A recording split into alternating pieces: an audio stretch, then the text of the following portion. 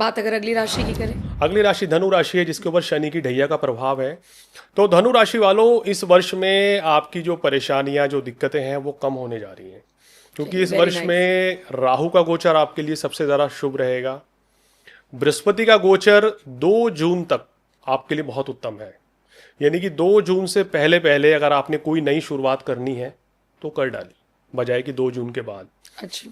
तो उससे पहले पहले बृहस्पति आपके सप्तम भाव में बहुत शुभ बैठेंगे, आपका विवाह का योग बनेगा, वैवाहिक जीवन अच्छा रहेगा, काम कारोबार में सफलता मिलेगी। लेकिन 2 जून के बाद से जैसे ही अष्टम भाव में आपके चले जाएंगे बृहस्पति, और जुलाई में शनिदेव वक्री होंगे, तो परेशानियां बढ़ेंगी। तो मेरा मानना यह है कि जून से लेके और नवंबर तक आपको थोड़ा अलर्ट रहना पड़ेगा। नई शुरुआत करनी है, जून से पहले पहले कर डालिए तो आपको लाभ होगा। ठीक है, नेक्स्ट राशि। अगली राशि मकर राशि है। ये वो राशि है, एक लंबे समय के बाद इन वर्षों में ढेरों सौगात इनके लिए लेके आ रहे हैं। शनिदेव आपकी राशि के स्वामी हैं, वो तीसरे भाव में है, यानी शनिदेव की स्थिति तीसरे भाव में आपके काम कारोबार को बढ़ाएगी, भाग्य वृद्धि होगी, आपकी लोकप्रियता बढ़ेगी। अगर आप राजनेता हैं, अभिनेता हैं, पत्रकारिता के क्षेत्र में हैं, आप खिलाड़ी हैं, तो निश्चित रूप से ये वर्ष आपके लिए बड़ा यादगार साबित होने जा रहा है। संपूर्ण वर्ष में ढेरों सौगात आपको मिलने वाली है। एक समय है जनवरी से 11 मार्च तक का समय। इस समय आपको क्या करना है, थोड़ा सा अपनी सेहत का ध्यान रखें, और किसी कहना चाहिए गरीब व्यक्ति को खाना खिलाएं, किसी ब्राह्मण की सेवा करें, या जो आपके गुरु हैं उनका आशीर्वाद लें। तो ये समय भी आपका निकल जाएगा 11 मार्च तक का, और उसके बाद तो मतलब कि आपको कोई रोक नहीं सकता है, बस मेहनत करनी होगी। अच्छा मयंक जी, एक बात बताइए, मैं अगली राशि पर आऊँ उससे पहले आप जैसे कह रहे हैं कि ब्राह्मण को खाना खिलाएं या गरीब की सेवा करें, अगर विपरीत स्थिति में भी आदमी मेहनत करे जा रहा है, टूट नहीं रहा है, उसका आत्मविश्वास पूरा है, अच्छे काम कर रहा है, पशुओं के लिए मदद कर रहा है या गरीबों की मदद कर रहा है, कहीं ना कहीं ब्लेसिंग्स तो लगती है ना।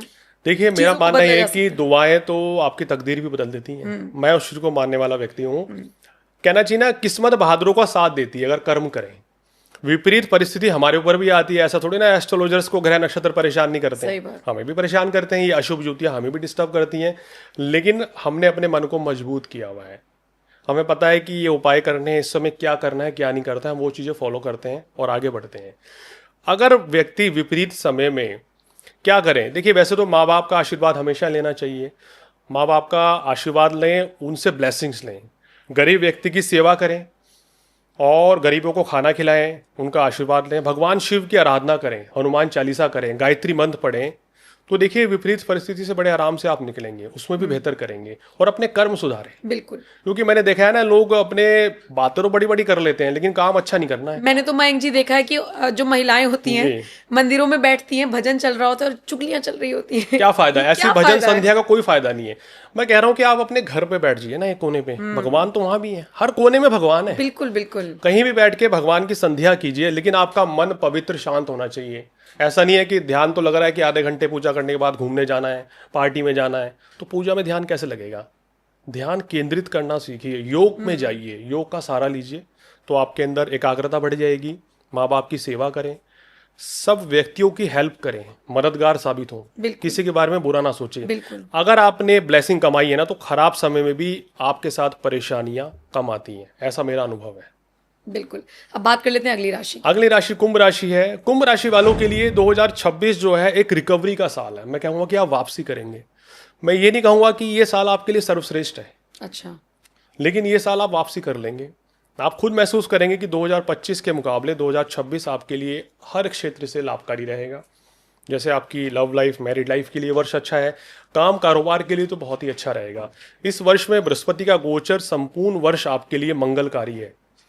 तो अगर आप कोई नई शुरुआत करना चाहते हैं तो वो भी कर सकते हैं। साढ़े सती का अंतिम दौर है, उसके बावजूद भी नई शुरुआत में लाभ मिलेगा, धन लाभ आपको मिलेगा, आपकी मान प्रतिष्ठा बढ़ेगी और आपकी आर्थिक स्थिति अच्छी रहेगी। क्या वो समय है वर्ष का जहां आपको सावधान रहना है? 23 फरवरी से लेके 5 अप्रैल विशेष सावधान हर क्षेत्र में। वाहन इत्यादि भी संभल के चलाएं, क्रोध की अधिकता से बचें।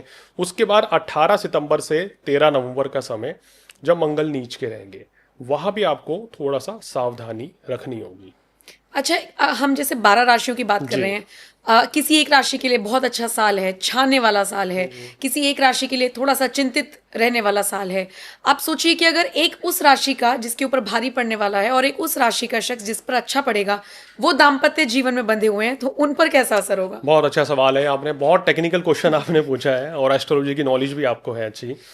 तो देखिए होता क्या है ना, कभी कभी क्या होता है कि जब ग्रह खराब किसी एक व्यक्ति के होते हैं, सपोज ये मान लीजिए कि कोई व्यक्ति है, उसके पत्नी के ग्रह तो बहुत खराब चल रहे हैं लेकिन पति के ग्रह अच्छे हैं, तो दोनों ही मिले जुले परिणाम मिलते हैं घर में। मतलब गुड न्यूज़ भी मिलती हैं और कहीं ना कहीं ग्रह कलेश परेशानियां साथ चलती हैं। आप कहते हैं सर दिन तो बहुत अच्छा रहा, सब कुछ अच्छा हो गया चीज़ों की, लेकिन शाम को होते होते ये परेशानियां एकदम से घर में आ गई। तो ये वही चीज़ होती हैं। पार्टनर की कुंडली, खासकर लाइफ पार्टनर की कुंडली, आपके बच्चों की कुंडली, आपके माँ बाप की कुंडली आपको प्रभावित करती है। एक व्यक्ति ये समझ लीजिए कि खराब ग्रह लेके पैदा हुआ है, तो वो उसके ऊपर नहीं है कि अगर अशुभ युति में भी बच्चों का जन्म होता है, लेकिन अगर आपने एक अच्छे घर में जन्म लिया है तो वो अच्छे कर्म आपके माता पिता के, उनके अच्छे ग्रह आपके खराब ग्रहों के ऊपर भारी पड़ जाएंगे। एक व्यक्ति बहुत गरीब है, उसके पास कहना चाहिए आज के खाना खाने के लिए पैसे हैं, कल के लिए उसको इंतजाम करना है, उसके घर में एक संतान जन्म लेती है और उसके बाद सारी चीजें बदल जाती हैं। क्या है अच्छा, वो? बिल्कुल।